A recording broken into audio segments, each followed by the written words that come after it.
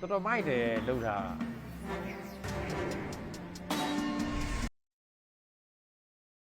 ဒီဗီဒီယိုက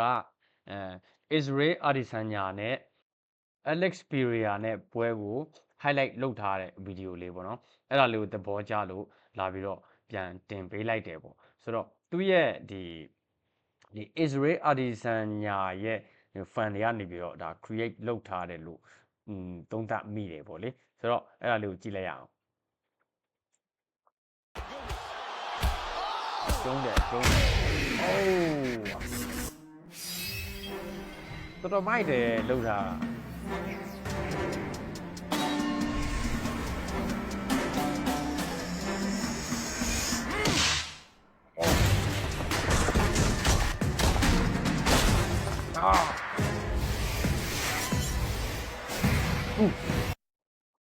တော်တော်မိုက်တယ်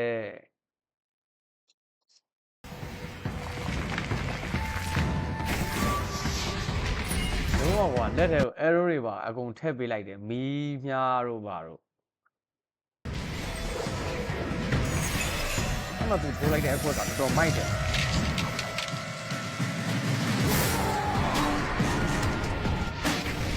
သွားပြီကွာစမ်းမိုက်တယ်လို့ပြောလို့ရတယ်fan တွေနော် fan တွေလက်ဆွတာတော်တော်ကောင်းတဲ့ဒါလက်ရည်လို့ပြောလို့ရတယ် quality လို့ပြောလို့ရတယ်ပေါ့နော် Alex Pereira က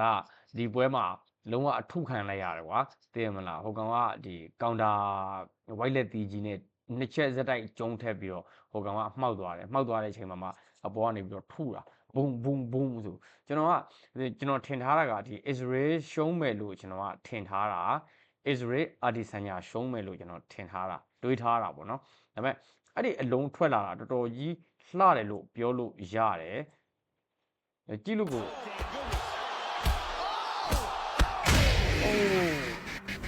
လုံးဝ slow motion နေပါပြီเนาะအကုန်လုံးက perfect ပါ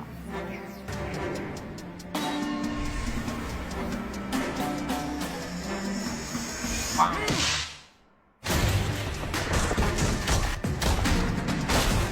ော့ကျန်းတယ်ဟဲ့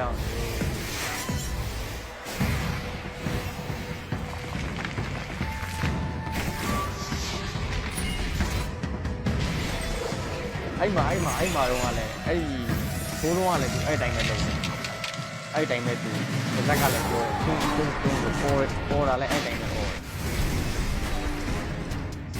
တယ်โอเคဒီဗီဒီယိုလေးကိုသဘောကျလို့လာပြီးတော့ဗီဒီယိုလုပ်လိုက်ခြင်းဖြစ်တယ်ပေါ့နော်ဆိုတော့ကောင်းပါတယ်ကျွန်တော်တို့ရဲ့ Joshua Wan ကိုလည်းအဲ့လိုလေးလုပ်ပေးကြပါလုပ်တတ်တဲ့သူတွေရှိမယ်လို့ထင်ပါတယ်ကျွန်တော်ဗီဒီယိုကိုကြည့်နေတဲ့သူတွေကိုအားပေးတဲ့ဒီကိုယ့်ရဲ့ဒီ fighter တွေကိုဒီလိုမျိုးနီလန်းတွေနဲ့လုပ်ပြီးတော့ promote လုပ်ပေးကြပါဆိုတော့မြန်မာတွေလည်းမညံ့ဘူးဆိုတာကိုချပြပေးကြပါပေါ့ဒါပေမဲ့နေလုံးတက်လာဆိုတော့ကျွန်တော်မလုံးတက်ဘူးကျွန်တော်ကအဲ့ဒီ line ကိုသွားနေတဲ့သူမဟုတ်တဲ့အတွက်ကျွန်တော်အဲ့ဒါကိုမလုံးတက်ပါဘူးခင်ဗျာဆိုတော့ okay အားလုံးကိုကျေးဇူးအများကြီးတင်ပါတယ်